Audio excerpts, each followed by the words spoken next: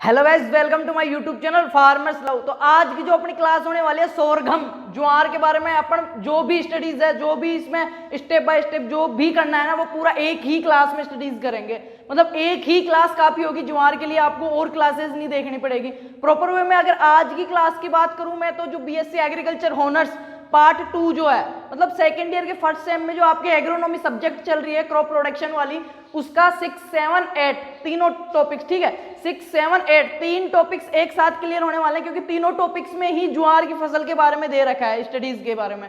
तो आज हम ज्वार का एक ही क्लास में तीनों को कर लेंगे। इससे पहले हमने बाजरे की देख ली है, जो आपके बीएससी हॉनर्स जो चल रहा है पार्ट 2 में, जो एग्रोनॉमी का सिलेबस, उसमें फर्स्ट, सेकंड और थर्ड तीनों लेक्चर का जो था मैटर, बाजरे की क्रॉप के बारे में जो स्टडीज करनी थी ऑल ओवर, वो हमने कर लिया है। तो जिन्होंने नहीं देखा है उसका लिंक मैं नीचे मेंशन में ड्रॉप कर दूंगा आपको डिस्क्रिप्शन बॉक्स में, तो एक बार देख लें आप और चैनल विजिट करें। बाकी आगे की बात करें तो क्लास 12th एग्रीकल्चर, ठीक है, जो 12th एग्रीकल्चर वाले हैं उनके जो यूनिट थी जो चल रही है एग्रोनॉमी, जो एग्रोनॉमी का जो सिलेबस है उसके अंदर जो छठा पार्ट है उनका 6 नंबर का लेसन है, उसमें ऐड है ये चीज।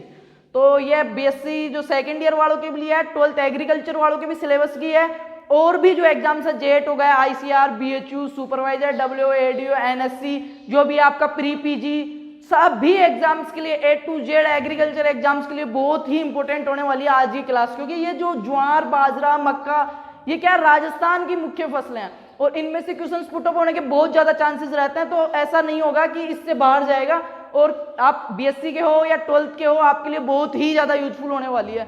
एक बार आपने अगर पहले वाली क्लासेस नहीं देखी है तो मैं लिंक नीचे दे रहा हूं, एक बार देखिए, चैनल का पेज विजिट करें, और अभी तक अगर सब्सक्राइब नहीं किया है तो बेल आइकन दबाएं और चैनल के पेज को सब्सक्राइब कर लें, और ज्यादा से ज्यादा एक बार अपने क्लासमेट्स के साथ शेयर कर लें। ठीक है, बात करते हैं आज की क्लास के बारे में। तो बीएससी वालों को एक बार मैं बता दूं, उनके लगभग 3 से 4 सब्जेक्ट्स की कंटिन्यूस क्लास हो रही है बीएससी सेकंड ईयर वालों की। तो जिन भी विद्यार्थियों ने नहीं देखा है, एक बार चैनल का विजिट करें, प्लेलिस्ट में आपको मिल जाएगी। बात कर ले 12th वालों की, तो 12th वालों की भी एग्रीकल्चर का लगभग सिलेबस हमने जो सिलेबस एनालिसिस था उसके बाद में स्टार्ट कर दिया है। बायो और केमिस्ट्री की बहुत जल्द स्टार्ट करने वाला है। कंटिन्यूस क्लास हो रही है एग्रीकल्चर वालों की, बहुत ही बढ़िया। साथ में जेट, आईसीआर, बीएचयू, जो प्री पीजी जो भी है और अदर एग्जाम्स हैं एग्रीकल्चर वाले, उनके लिए भी बहुत ही इंपॉर्टेंट क्लास है जो चैनल के पेज पे आपको मिल जाएगी और कंटिन्यूस हो रही है। तो सभी विद्यार्थियों से मेरा एक बार निवेदन है कि एक बार आप चैनल का पेज विजिट करें, आपको बहुत ही ज्यादा यूजफुल होगा। वहाँ पे जो स्टडी मैटर प्रोवाइड करवाया है ना, बहुत ही अलग क्वालिटी का, बहुत ही उच्चतम, आपके लिए बहुत बेस्ट होने वाला है। बात करते हैं आज ज्वार के बारे में। तो अभी तक अगर सब्सक्राइब नहीं किया है तो सब्सक्राइब कर लो और इस क्लास को ज्यादा से ज्यादा शेयर कर दो। ठीक है, बात करते हैं ज्वार का। सबसे पहले बोटनिकल नेम, वानस्पतिक नाम। आज की क्लास में ज्वार के बारे में जितनी भी जानकारी है पूरा ऑल ओवर आज एक ही क्लास में करेंगे। हो सकता है क्लास थोड़ी लंबी हो, बट ज्वार के बारे में जो भी है एक ही क्लास में कंपल अपन पूरा देख लेंगे। तो ज्वार का जो वानस्पतिक नाम है, बोटनिकल नेम, वो क्या है? सोरघम बाइकलर। सोरघम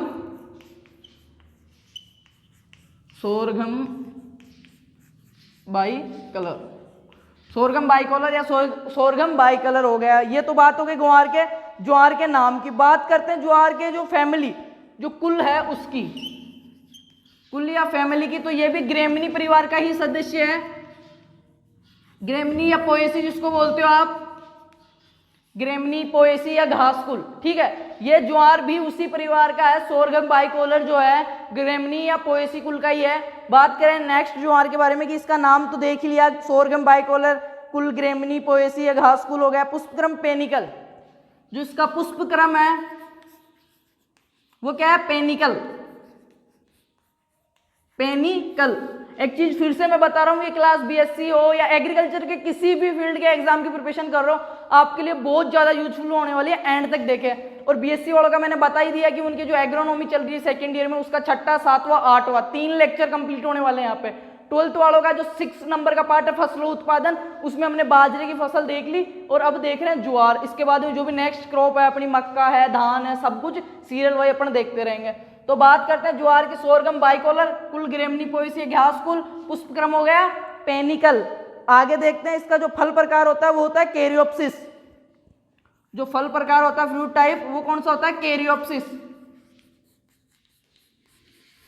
कैरियोप्सिस। आप क्या किया, साथ के साथ नोट आउट कर लिया करो, खुद के नोट्स बनाओ। ठीक है, सेल्फ नोट्स जो होते हैं ना, उनको आप बाद में भी पढ़ोगे। बीएससी वाले जब भी प्री पीजी किसी की भी एग्जाम की प्रिपरेशन करोगे तो आपके लिए बहुत ज्यादा यूजफुल होने वाले हैं। 12th वाले हो अगर आप और नोट साथ के साथ बना रहे हो तो आपको जब आप जेट ICR BHU की देखो तो आपके लिए बहुत ज़्यादा सेल्फ नोट्स होते हैं ना, उनको बहुत जल्द अपने आप को मतलब याद हो जाते हैं। वो दूसरे के बजाय, जो दूसरे के हाथ से लिखे हुए हैं उनके बजाय खुद के हाथ से लिखे हुए नोट्स अपने को ज़्यादा टाइम तक याद रहते हैं, मेमोरेबल रहते हैं और जल्दी याद हो जाते हैं। बाकी वैसे मैं 12th वालों का बताऊं तो 12th वालों को मैं अकेले मतलब जो बोर्ड के जो एग्जाम है उसके हिसाब से प्रिपरेशन नहीं करवा रहा हूँ, ऐसे हिसाब से कर रहे हैं अपन कि विथ 12th अपन जो भी आप एग्जाम दो, इंटरेस्टेड जेट ICR BHU जो भी आप दे उसमें साथ के साथ सीट करेक्ट करो, आपको आपका 1 साल का जो गैप वगैरह है बाहर से कोचिंग लेने की जरूरत ना पड़े, ठीक है। तो उस हिसाब से मैं आपको मैटर प्रोवाइड करा रहा हूँ, बस आप ईमानदारी से पढ़ते रहे कॉन्फिडेंट होके। वनस्पति का नाम सोरगम बाइकोलर, जो कुल या फैमिली या ग्रेमनी पोएसी या घासकुल, ठीक है, ग्रेमनी पोएसी या घासकुल। पुष्पक्रम जो है पेनिकल हो गया और फल प्रकार हो गया कैरियोप्सिस। बात करते हैं इसमें क्रोमोसोम नंबर की, जो गुणसूत्र संख्या है वो कितनी होती है। तो ज्वार में क्रोमोसोम नंबर होता है 2n बराबर 20। ग्वार में जो होता है गुणसूत्र कितना होता है 2n बराबर 20। ये तो हो गई इसकी नॉर्मली बात। अब बात कर लेते हैं इसके ओरिजिन स्पेस की, उत्पत्ति स्थल की, कि ज्वार है कहाँ का, ठीक है। उत्पत्ति स्थल, ज्वार का उत्पत्ति स्थल क्या है, सभी नोट आउट करोगे। जो ज्वार का उत्पत्ति स्थल है वर्थ के अनुसार अफ्रीका और भारत, तथा डी कैंडेली हुकर के अनुसार अफ्रीका और वेलिवो के अनुसार एबिसीनिया। तो इसका ज्वार बाजरा ये जो है ना इनका अफ्रीका दे रखा है, वैसे भारत और अफ्रीका दोनों में दे रखा है। तो मेनली अपन यहाँ पे क्या कर लेते हैं, अफ्रीका व भारत, ठीक है। कुछ भी मिल सकता है आप दोनों को, दोनों नहीं मिलेगा आपको ऑप्शन में। और आपके थ्योरेटिकल एग्जाम्स में तो बहुत ही अच्छा रहेगा कि आप अफ्रीका लिख सकते हो कि वर्थ के अनुसार, तो उसने ये दे रखा है, वेविलोव ने एबिसीनिया दे रखा है। बाकी बात करें ज्वार की उत्पत्ति स्थल की तो अफ्रीका व भारत दे रखा है, ठीक है। नेक्स्ट बात करते हैं, ये एक C4 प्लांट है। जो ज्वार है ना वो एक C4 प्लांट है, ठीक है। बाजरा भी C4 था, ज्वार भी C4 प्लांट का एक बहुत ही अच्छा एग्जाम्पल है। भारत की खाद्यान्न फसलों में क्षेत्रफल की दृष्टि से चावल व गेहूं के बाद ज्वार का तीसरा स्थान है। जो भारत की जितनी भी खाद्यान्न फसलें जो सीरियल क्रॉप्स हैं उनमें गेहूं और चावल के बाद ज्वार का है ना तीसरा स्थान है। मतलब गेहूं चावल के बाद में जो तीसरे स्थान पे जो आ रही है क्षेत्रफल के अंदर वो ज्वार आ रहा है। नेक्स्ट चीज की बात करते हैं कि इसे मोटे अनाजों का राजा कहते हैं। गरीब का भोजन जो था वो बाजरे को कह रहे थे। ये जो उपनाम है जो इनके वो याद रखना आप, इसको क्या बोलते हैं, मोटे अनाजों का राजा। क्वेश्चन आता है कि मोटे अनाजों का राजा कहलाता है ज्वार बाजरा मक्का। तो ऑप्शन में आपको क्या क्लिक करना है, ज्वार को, ठीक है। मोटे अनाजों का राजा ज्वार, नोट आउट कर लो आप। मोटे अनाजों का राजा किसको बोलते हैं, ज्वार को बोलते हैं, ठीक है। मोटे अनाजों का राजा, मोटे अनाजों का राजा ज्वार। नेक्स्ट चीज देखते हैं कि राजस्थान में ज्वार की खेती दाना व चारे के लिए की जाती है। HCN का निर्माण जड़ों में होता है, बहुत ही इंपॉर्टेंट चीज है।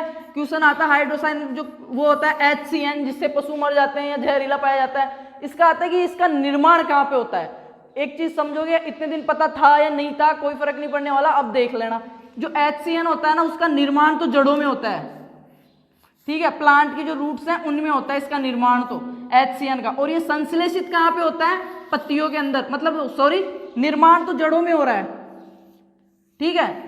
HCN का निर्माण तो पौधे की जड़ों में होता है। और ये जाके मतलब रुकता कहाँ पे, इसका एब्जॉर्बिशन कहाँ पे होता है, ये जहाँ पे तैरता है या जहाँ पे पाया जाता है। निर्माण यहाँ पे हो गया, फिर रहता कहाँ पे, ये पत्तियों के अंदर। संग्रहित कहाँ पे होता है HCN, पत्तियों में, जबकि संश्लेषित होता है जड़ों के अंदर। संश्लेषित तो होता है जड़ों में और संग्रहित होता है पत्तियों में। नेक्स्ट बात करते हैं, ज्वार के पौधे की पत्तियों में छोटी अवस्था में एक ग्लूकोसाइड धुरीन पाया जाता है जिससे हाइड्रोसाइनिक अम्ल पैदा होता है। ज्वार की पौधे की पत्तियों में छोटी अवस्था में, जो ज्वार का पौधा जब छोटा होता है, आपको पता है इतने तो होता है, तो उसमें ज्वार के खेत में अपन पशु को नहीं चढ़ने देते, गाय भैंस बकरी किसी को भी क्यों नहीं चढ़ने देते, क्योंकि उसकी पत्तियों में HCN जो धुरीन है वो पाया जाता है। अब जो ये HCN धुरीन है वो पाया तो जा रहा है पत्तियों में, पर इसका निर्माण कहाँ पे हुआ था, उसकी जड़ों में हुआ था। जो HCN धुरीन है उसका निर्माण कहाँ पे होता, पौधे की जो ज्वार की जो पौधे की जो जड़ें हैं ना उनमें हुआ था, जड़ों ने किया था निर्माण। बट वो पाया कहाँ पे जा रहा है, पत्तियों में पाया जा रहा है, ठीक है। आगे देखते हैं, ज्वार के पौधे की पत्तियों में छोटी अवस्था में एक ग्लूकोसाइड धुरीन पाया जाता है जिससे हाइड्रोसाइनिक अम्ल पैदा होता है। इसकी 0.5 ग्राम मात्रा पशु को मार देती है। पौधे की छोटी अवस्था में अम्ल का निर्माण अधिक होता है। इस अवस्था में पशु को चारा अधिक मात्रा में खिलाने पर पशु की मृत्यु भी हो सकती है। पौधे की वृद्धि के साथ साथ अम्ल की सांद्रता कम हो जाती है तथा बाद में चारा हानिकारक नहीं रहता है। जैसे जैसे पौधा बड़ा होता रहता है, ठीक है, ज्वार का पौधा जब छोटा होता है लगभग इतना बड़ा रहता है ना, तब तक उसको पशुओं को नहीं खिलाते हैं या उस खेत में अपन पशुओं को नहीं चराते हैं, क्योंकि उसमें HCN धुरीन पाया जाता है और इसकी 0.5 ग्राम मात्रा, 0.5 से अधिक हो जाने पे पशु क्या उसकी मृत्यु हो जाती है। ये जहरीला पदार्थ है HCN, ठीक है, हाइड्रोक्लोरिक जो अम्ल बन जाता है वो जहरीला होता है। तो ये हमेशा के लिए नहीं रहता, जब जैसे जैसे ज्वार का पौधा जो बढ़ता है तो इस HCN अम्ल की मात्रा उसमें कम होती जाती है, उसका जो विषैलापन है वो भी हट जाता है, क्योंकि बड़ा होने के बाद तो अपन ज्वार खुद भी खाते हैं, पशुओं को भी खिलाते हैं। तो ये कब रहता है, ज्वार की कच्ची अवस्था में या छोटी अवस्था में। बात आती है HCN का निर्माण कहाँ पे होता है, HCN का निर्माण जड़ों में होता है और HCN संग्रहित कहाँ पे रहता है, पत्तियों में रहता है, ये चीज याद रखना। दूसरी चीज जो यहाँ पे याद रखने लायक है वो क्या है, 0.5%, ये मात्रा होते ही पशु की मृत्यु हो जाएगी। नेक्स्ट देखते हैं, अधिक ज्वार खाने से ल्यूसीन की अधिकता के कारण प्लेग्रा रोग हो जाता है।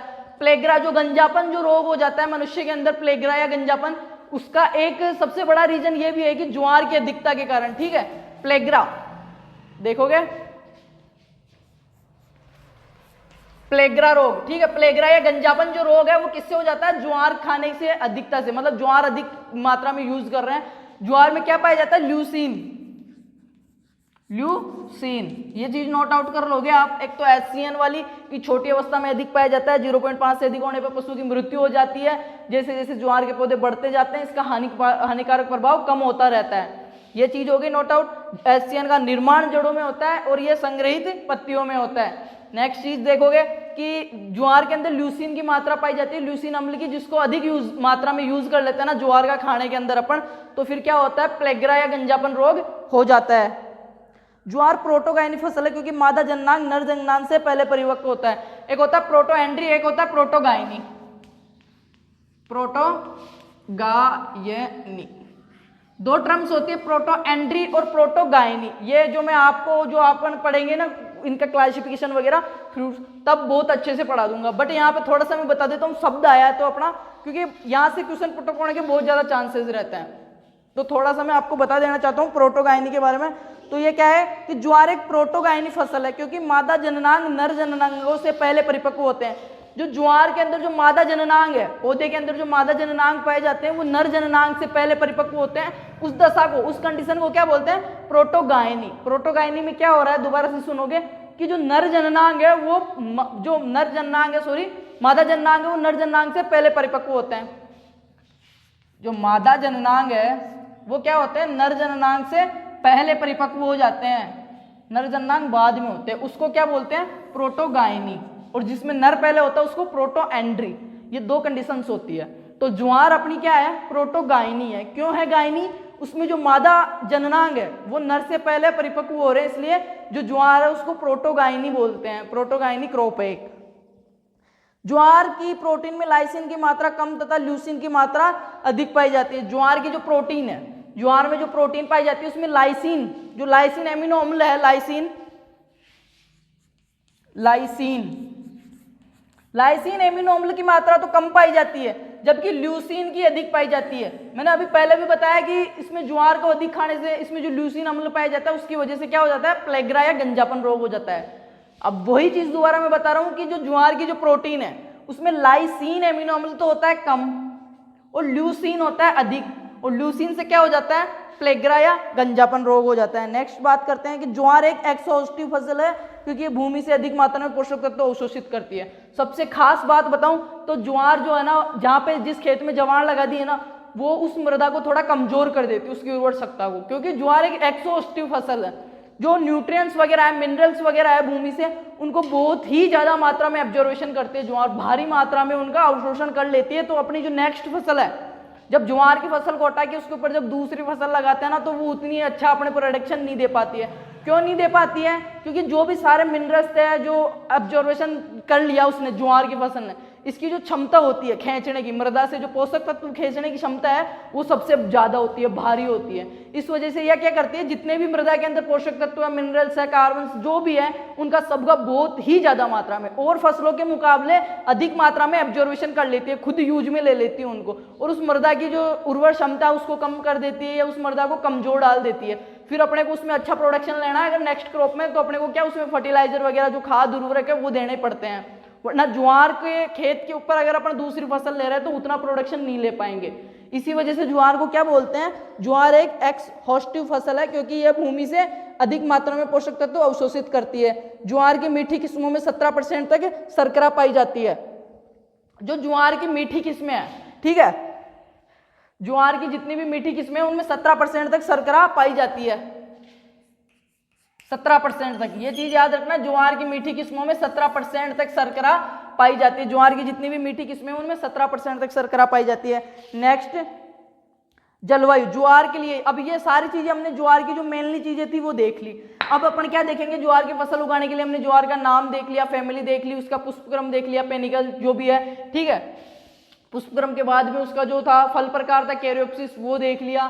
फिर देख लिया कि उसमें कौन सा एमिनो एसिड ज्यादा है, कम है, प्रोटीन में क्या, लाइसिन, ल्यूसिन, ठीक है, लाइसिन कम, ल्यूसिन ज्यादा। यहाँ तक ठीक, सबका क्लियर। मोटे अनाजों वालों का और राजा कहते हैं। और इसमें HCN पाया जाता है, कहाँ पे बन रहा है और कितनी मात्रा में, 0.5 से अधिक होने पे पशु को मार दे रहा है HCN। जो हानिकारक पदार्थ पाया जाता है, क्वेश्चन आता है कि ज्वार में पाया जाने वाला HCN धुरीन का निर्माण होता है। पहला ही ऑप्शन वहां पे आपको पत्ती मिलेगा और आपका गलत हो जाएगा। पत्ती में कभी भी निर्माण नहीं होता है, पत्ती में जाके वो सिर्फ संग्रहित होता है। जो HCN निर्माण कहाँ पे होता है, उसका रूट्स के द्वारा होता है, जड़ों के द्वारा, ठीक है। ये यहाँ तक अपना क्लियर हो गया। अब देखेंगे अपन ज्वार के बारे में। एक चीज प्रोटोगाइनी होता है। ये प्रोटोगाइनी किसको बोलते हैं, दो टर्म्स होती है, प्रोटोगाइनी, प्रोटोएंड्री।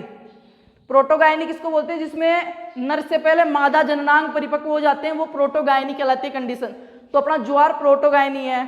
एक्सोस्टिव है। एक्सोस्टिव का मतलब क्या होता है, ये भूमि से, ठीक है, सोइल से जितने भी न्यूट्रिएंट्स वगैरह हैं, मिनरल्स वगैरह हैं, उनको बहुत ही ज्यादा मात्रा में ऑब्जर्वेशन कर लेता है और भूमि की जो क्षमता है, जो कैपेसिटी है, उसको कम कर देता है, इसलिए इसको एग्जॉस्टिव फसल भी बोलते हैं। तो यहां तक हो गया अपना ज्वार का। अब अपन देखने वाले हैं ज्वार की जो क्लाइमेट है उसके बारे में, ठीक है, कि जलवायु कौन सी चाहिए, फिर देखेंगे बीज दर कितनी होनी चाहिए, सीड रेट, फिर देखेंगे सीड ट्रीटमेंट, फिर जो इसके इंप्रूव वेराइटीज है वो देखेंगे, उन्नत किस्में देखेंगे, उनके विशेष गुण, फिर इसके रोग, उन रोगों का नियंत्रण, बाद में देखेंगे इसका जो हार्वेस्टिंग है वो और उसकी उपज। ऐसे करके ज्वार की कंप्लीट कर लेंगे अपन एक ही क्लास में, ठीक है। पहले देखते हैं इसकी जलवायु, ज्वार की जलवायु या क्लाइमेट कैसी चाहिए इसको, ठीक है, अच्छा प्रोडक्शन लेने के लिए अपने को ज्वार के लिए कौन सी।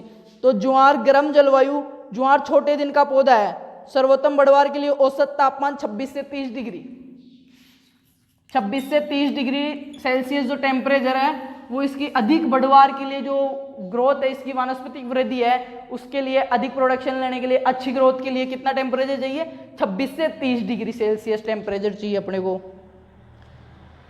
छोटे जलवायु के कौन सी चाहिए, गर्म जलवायु का है, ठीक है। नमी की कमी होने से इसके पौधे की वृद्धि रुक जाती है और जो ही वर्षा होती है बढ़वार पुनः शुरू हो जाती है, इसलिए इसको कैमल क्रॉप भी कहा जाता है।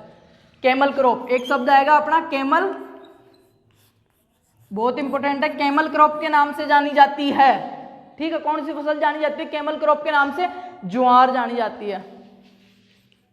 ज्वार क्यों जानी जाती है ज्वार, कि जब इसकी कैमल मतलब क्या होता है, ऊंट, और ऊंट की क्या विशेषता होती है कि वो बहुत कम पानी पीता है और पीता है तो पूरा एक साथ पी लेता है, ठीक है।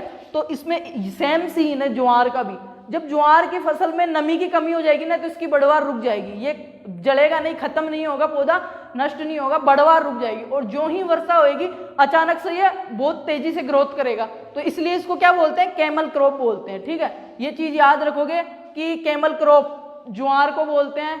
गरीब जो मोटे अनाजों का राजा है वो भी ज्वार को बोलते हैं, मोटे अनाजों का राजा ज्वार, और कैमल क्रॉप ज्वार, ये दो चीज आप कंफर्म रखोगे, कैमल क्रॉप के नाम से ज्वार को जाना जाता है।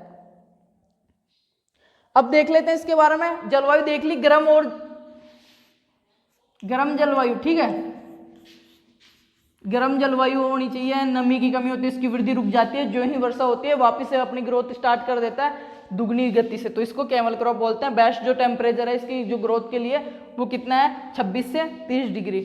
बात कर लेते हैं इसके सोइल कि ज्वार को मृदा कौन सी चाहिए, सूटेबल जो सोइल है इसके लिए वो कौन सी है। तो ज्वार के लिए जो मृदा है, भारी मृदा जिसका पीएच मान 5.5 से 8.5 तक हो, उपयुक्त है, भारी मृदा, ठीक है। ज्वार के लिए जो भारी मृदा है वो बेस्ट होती है, पीएच मान कितना, 5.5 से 8.5 तक चलेगा, जिस मृदा का पीएच 5.5 से 8.5 8.5 तक है और भारी मृदा है वो ज्वार के लिए सूटेबल है, उनमें अपन अच्छे से प्रोडक्शन ले सकते हैं, ज्वार की खेती कर सकते हैं। गर्म जलवायु चाहिए, ज़्यादा पानी की आवश्यकता नहीं होती, इसको कैमल क्रॉप कहते हैं। 26 से 30 डिग्री सेल्सियस टेम्परेचर चाहिए होता है। बात कर लेते हैं अब किस्मों की, तो जो इम्प्रूव वेराइटीज़ है उनके बारे में। ज्वार की इम्प्रूव वेराइटीज़, उन्नत किस्में जिससे अपन अच्छा प्रोडक्शन ले सकें, तो इसमें किस्में दो है, एक तो ज्वार की दाने के लिए किस्में है और एक हरे चारे के लिए, दाने के लिए, और नेक्स्ट है हरे चारे के लिए, हरे चारे के लिए। तो मैं आपको बता देता हूं, आप नोट आउट करिएगा जो भी इसकी इम्प्रूव वेराइटीज है मैं बता रहा हूं। CHS फर्स्ट, भारत में विकसित प्रथम संकर किस्म है CHS first. CHS first Bharat के अंदर विकसित प्रथम संकर किस्म है किसकी? ज्वार की। बहुत इंपॉर्टेंट है, नोट आउट कर ले। CHS first, CSH first, sorry लिखने में थोड़ा ध्यान नहीं दिया मैंने, CSH है, CSH फर्स्ट ज्वार की प्रथम संकर किस्म भारत के अंदर। Next CSH5, CSH6, CSH9, CSH5, 6 और 9 ये भी ज्वार की है CSH वाली। और ये CSH फर्स्ट जो है ज्वार की प्रथम संकर किस्म भारत में बनाई गई। नेक्स्ट बात करते हैं इनकी, नोट आउट कर लेना आप। जो CSH9 है, CSH9 है वो ज्वार की सबसे अधिक सूखा सहनशील किस्म है। फिर आती है CSH13, 14, CSH9 जो है वो सबसे अधिक सूखा सहन करने वाली किस्म है। जो अपन पढ़ेंगे ना, आपके 12th वालों को भी है, आपके भी होगा, BSc वालों को भी शायद, कि जो ड्राई फार्मिंग, शुष्क खेती, वहां पे हर एक फसल की, हर एक क्रॉप की जो ड्राई वेराइटीज है, जो शुष्क क्षेत्रों में के लिए जो सबसे अच्छी वेराइटीज है, जिनको पानी की कम आवश्यकता होती है, कम पानी में भी बहुत अच्छा प्रोडक्शन ले सकते हैं, उनके बारे में पढ़ेंगे। तो वहां पे ये आएगा अपना CSH9, ज्वार की सबसे अच्छी सूखा सहनशील किस्म है, कम पानी में भी अच्छा प्रोडक्शन दे सकती है। बात करते हैं इसकी और किस्में, तो CSH13, CSH14 ये ज्वार की हो गई दाने वाली किस्मों में। नेक्स्ट इसकी बात करें तो है SPV96, SPV245, SPV96। कौन सी है?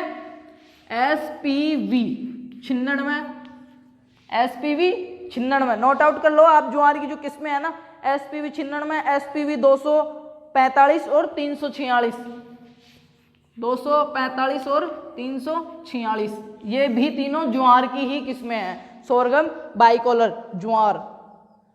अब बात करते हैं प्रताप ज्वार। एक जो दाने वाली में है वो कौन सी है? प्रताप ज्वार, प्रताप ज्वार। प्रताप ज्वार किसकी किस्म है? ज्वार की है, दाने वाली किस्मों में। बात कर लेते हैं हरे चारे के लिए कौन कौन सी किस्में हैं इसकी ज्वार की। तो हरे चारे के लिए SSG59, SSG59, ठीक है, नोट आउट कर लो आप। हरे चारे के लिए ज्वार की जो किस्में हैं अच्छी, वो मैं आपको लिखा देता हूं, जो भी महत्वपूर्ण किस्में हैं सारी। MP चरी, राजस्थान चरी फर्स्ट सेकंड, ठीक है। MP चरी चारे के लिए कौन कौन सी है? MP चरी, राजस्थान चरी फर्स्ट और सेकंड, राजस्थान चरी फर्स्ट सेकंड, ये कौन सी है? हरे चारे के लिए है। नेक्स्ट रबी के लिए कौन सी है? M35 फर्स्ट, एक और लिख लो M35 फर्स्ट, ये भी ज्वार की ही किस्म है। तो ये बात कर ली हमने ज्वार की जो इम्प्रूव वेराइटीज है उनके बारे में, ज्वार की क्लाइमेट के बारे में, ज्वार के सोइल के बारे में कि कौन सी सूटेबल रहेगी। तो मैंने बता दिया कि 5.5 से लगभग 8.5 टेम्परेचर जो pH मान वाली सोइल है वो ज्वार के लिए सूटेबल है। और ये मैंने किस्में आपको बताई दी ज्वार की। अब बात करते हैं नेक्स्ट सिंचाई, इरिगेशन, कि ज्वार में सिंचाई कब कब कर रहे हैं, क्या क्या रिक्वायरमेंट है सिंचाई की, जो वाटर रिक्वायरमेंट है वो। तो ज्वार की सिंचाई, जलमांग ज्वार की कितनी है? 450 650 mm, 450 से 650 mm जलमांग होती है ज्वार की। ज्वार को कैमल क्रॉप भी बोलते हैं। याद रखना ये चीजें, मैं बार बार बोल रहा हूँ क्योंकि क्वेश्चन जेट में भी, BSc में भी कोई ज़्यादा हार्ड नहीं आते हैं। नॉर्मल क्वेश्चन आते हैं, बट क्या होता है अपन उनको ध्यान में नहीं रहते अपने वो, ठीक है, जिनको अपन बहुत ज़्यादा इजी में ले लेते हैं, समझते नहीं है, छोड़ देते हैं, अक्सर वही क्वेश्चन पूछ लिए जाते हैं। तो ज्वार की जो सिंचाई जो मैं बता रहा हूँ इरिगेशन, तो इसकी जो जल मांग है वो कितनी है, 450 से 650 mm। नोट आउट कर लो, ज्वार की जल मांग 450 से 650 mm। बात करते हैं बीज दर, सीड रेट। तो दाने के लिए प्रति हेक्टेयर 9 से 10 किलो और चारे के लिए 40 किलो। बीज दर 9 से 10 किलो केजी पर हेक्टेयर। दाने के लिए ज्वार की बीज दर कितनी रख रहे हैं, 9 से 10। बाजरे कितनी थी, 4 से 5 किलो, ठीक है। बीज दर कितनी रख रहे हैं, 9 से 10 किलो, क्योंकि ज्वार थोड़ा मोटा है बाजरे से। ज्वार की बीज दर 9 से 10 किग्रा पर हेक्टेयर और चारे की फसल के लिए 40 किग्रा प्रति हेक्टेयर, लगभग 40 केजी पर हेक्टेयर। ये हो गई ज्वार की सीड रेट। नेक्स्ट बात करते हैं, सिंचाई हो गई, बीज दर होगी, बुआई का समय विधि। बुआई जून के अंत में या वर्षा शुरू होते ही कर देनी चाहिए। ज्वार की जो बुआई है उसके लिए जो उपयुक्त टाइम है वो क्या है, जून, जो जून मंथ है अपना उसके लास्ट वीक तक कर दें, या अंतिम जो सप्ताह है तब तक कर सकते हैं, या फिर वर्षा शुरू, क्योंकि वर्षा अपने 26 जून के लगभग आती रास्ता में प्रवेश कर जाती है। 21 जून 26 जून जो डेट दे रखे हैं, मानसून पढ़ेंगे तब अच्छे से पढ़ा दूंगा मैं आपको। तो यहाँ पे अपन क्या पढ़ रहे हैं, ज्वार का बुआई का समय, तो जून के अंतिम में कर सकते हैं, अंतिम समय में, या फिर जब वर्षा शुरू होती है, बरसात की शुरुआत हो उस टाइम अपन ज्वार की बुआई कर सकते हैं। अब बात कर लेते हैं इसमें R/P की, कि ज्वार में अपन लाइन टू लाइन कितनी रखते हैं, और पौधे से पौधे, मतलब पौधे से पौधे की दूरी और पंक्ति से पंक्ति की दूरी कितनी रखते हैं अपन, वो बात कर लेते हैं ज्वार में। तो बुआई जून के अंत में या वर्षा शुरू होते कर देनी चाहिए। दाने के लिए R/R कितनी रखते हैं, 45। रो इंटू रो कितनी रखते हैं, 45 इंटू 45, ठीक है। लाइन से लाइन, या कतार से कतार या पंक्ति से पंक्ति जो रखते हैं 45 रखते हैं। और बात करें दाने से दाने की बुआई या पौधे से पौधे की जो रखते हैं दूरी, P/P, वो रखते हैं 12 से 15 सेमी। 12 से 15 सेमी, 12 से 15 सेमी तो है प्लांट टू प्लांट, और ये है रो टू रो, कितनी, 45। नेक्स्ट बात करते हैं, मतलब लगभग 1,50,000 पादप पर हेक्टेयर में हो जाएंगे। इससे अगर अपन पादपों की संख्या निकालेंगे तो कितने हो जाएंगे, लगभग 1.5 लाख प्लांट्स पर हेक्टेयर में हो जाएंगे ज्वार के। तो ये तो बात हो गई ज्वार के बुआई एवं समय विधि की, जो मेथड ऑफ सोइंग, या फिर जो इसकी वो है दूरी है, या किस प्रकार से कितनी गहराई पे लगा रहे हैं बीज को। बीज कितना ले रहे हैं, 9 से 10 किलो ले रहे हैं, 450 650 इसकी जलमांग होती है। इतना सब कुछ देखने बाद अपने पास क्या बचता है अब, हमने, आप भी सोच सकते हो कि सिंचाई देख ली, किस्में देख ली, मृदा देख ली, और क्या बोलते हैं बीज दर देख ली इसकी, ठीक है। अब अपने पास बच रहा है इसमें खाद एवं उर्वरक। तो सिंचित खेती के लिए तो 80 केजी नाइट्रोजन और 40 केजी फॉस्फोरस देते हैं।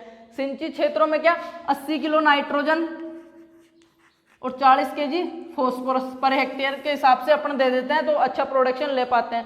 ये हो गया अपना खाद और उर्वरक। अब देखते हैं पादप संरक्षण की, कंडवा रोग, पत्ती धब्बा रोग, तना मक्खी और तना छेदक, ये रोग हो जाते हैं। इसमें कंडवा रोग जो हम आगे और क्रॉप्स में पढ़ लेंगे, बाजरे में मैंने जो बता दिए थे, तो ये इसके मुख्य रोग हैं ज्वार के। अब बात करें उपज की, तो ज्वार की उन्नत तथा संकर किस्मों से 30 से 45 क्विंटल, 30 से 45 क्विंटल पर हेक्टेयर। ये क्या है, ज्वार की जो संकर किस्में हैं, जो इम्प्रूव वेराइटीज है, ज्वार की जो उन्नत तथा संकर किस्मों से 30 से 45 क्विंटल प्रति हेक्टेयर दाना तथा 80 से 100 क्विंटल तक सूखी जो कड़वी होती है चारा, 80 से 100 क्विंटल क्या होता है प्रति हेक्टेयर, जो चारा होता है सूखी कड़वी जिसको बोलते हैं, वो मिल जाती है। बात करें अगर देसी किस्मों से तो 10 से 15 क्विंटल प्रति हेक्टेयर दाना मिल जाता है। ये तो हो गया संकर और जो इम्प्रूव वेराइटीज है। बात करें अपन जो देसी किस्में, तो 10 से 15 क्विंटल अपने को दाना पर हेक्टेयर मिल जाता है। तो हमने ये ज्वार की जो थी वो कंप्लीट पढ़ ली है लगभग। ज्वार की संकर किस्में 90 से 120 दिन में पककर तैयार हो जाती है। जो ज्वार की जो संकर किस्में हाइब्रिड वेराइटीज है वो कितना टाइम लेती है लगाने के, मतलब 90 से 110 दिन में पककर बहुत अच्छे से तैयार हो जाती है। 90 से 110 दिन में पककर तैयार हो जाती है। राष्ट्रीय ज्वार अनुसंधान केंद्र बहुत ही इंपॉर्टेंट है एनआरसी ज्वार की, कि राष्ट्रीय ज्वार अनुसंधान संस्थान कहाँ पे है, या जो राष्ट्रीय ज्वार अनुसंधान केंद्र है वो कहाँ पे है? हैदराबाद में है। ठीक है, सारे नोट आउट कर लोगे। राष्ट्रीय ज्वार अनुसंधान केंद्र हैदराबाद में स्थित है।